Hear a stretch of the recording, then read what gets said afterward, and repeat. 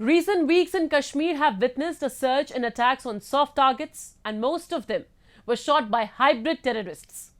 They are the unlisted radicalized persons who carry out terror strikes and slip back into their routine life. Security forces are considering them as a new threat and challenge in the valley. Recently, Jammu and Kashmir Police apprehended 3 hybrid terrorists who were involved in the attack on a policeman in Srinagar. A report. One of the core elements of Pakistan's foreign policy that it relentlessly pursues is keep Kashmir tense and burning. Pakistan's plots vis-a-vis India are both sinister and deadly. But having failed in all its diabolical designs, Pakistan has now employed a new, unconventional tactic of using hybrid terrorists to achieve its objectives.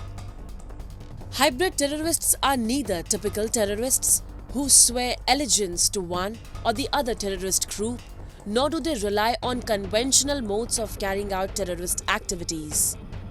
But they are radicalized enough to execute terrorist operations and then easily blend back into society.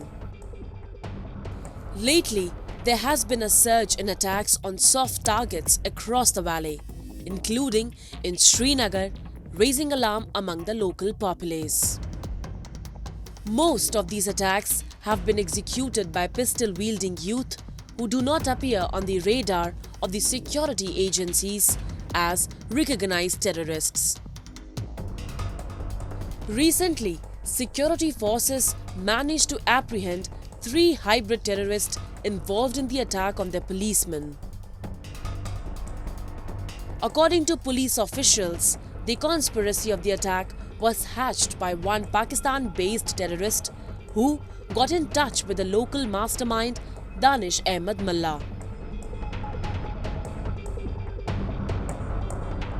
The plan of killing policemen off duty was hatched by a designated terrorist now in Pakistan by the name of Arjuman Guljar of Kharwatpura in Pulwama district, known by the code name of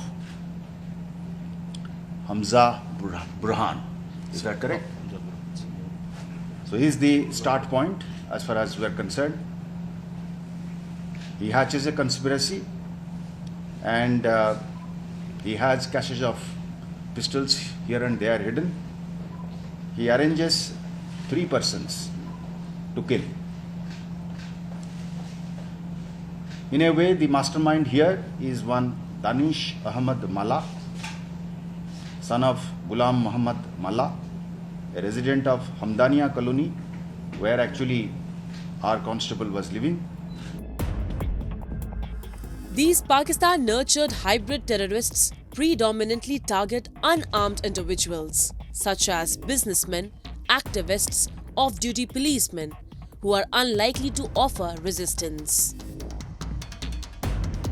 They skillfully leverage technology and social media platforms to disseminate messages of violence and intimidation. Their modus operandi are a combination of traditional insurgency elements and the sophistication of modern warfare. Security officials say their selection of target is anything but random. Their approach entails careful observation of movement patterns of the target and identifying vulnerable points in their target's daily routine. The individuals responsible for spotting and facilitating attacks might not be on the police list, but they possess the means and intent to carry out killings similar to mercenary shooters hired to eliminate specific targets.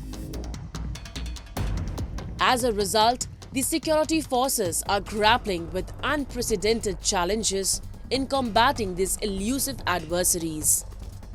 The hybrid terrorists operate covertly, skillfully mingling with the civilian population, which makes it extremely difficult for the security forces to identify and neutralize them.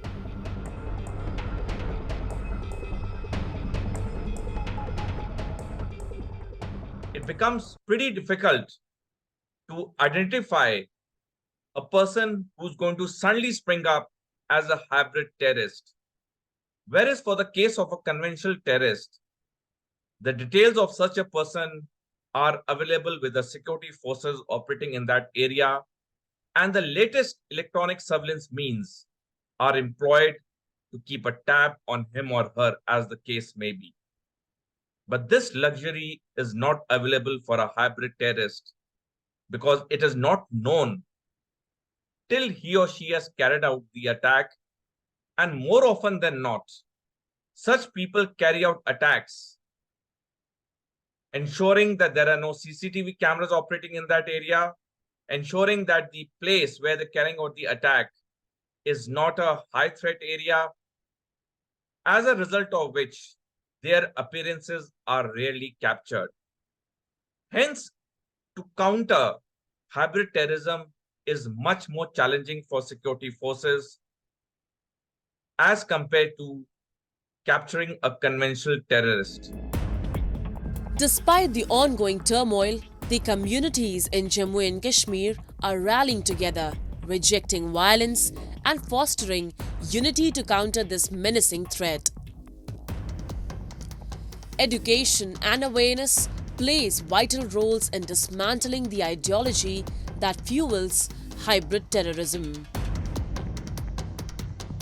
While the road to peace in Jammu and Kashmir may be fraught with challenges, a collective endeavour coupled with addressing the root cause instill hope for a future where tranquility and harmony will prevail and not chaos and violence.